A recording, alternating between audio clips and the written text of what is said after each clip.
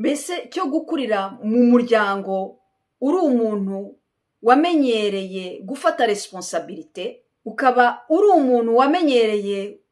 gusova abantu bose, ni ikintu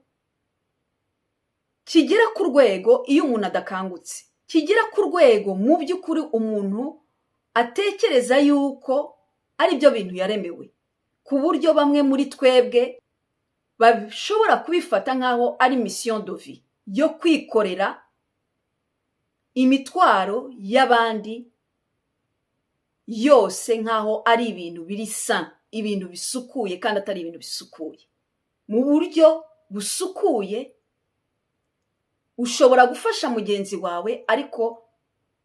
ntugomba gufata responsabilité ze mu gihe ari umuntu ukuze ufite ubushobozi n'uburyo bwo kubasha kwikorera amahitamo, akamenya icyo ashaka mu buzima.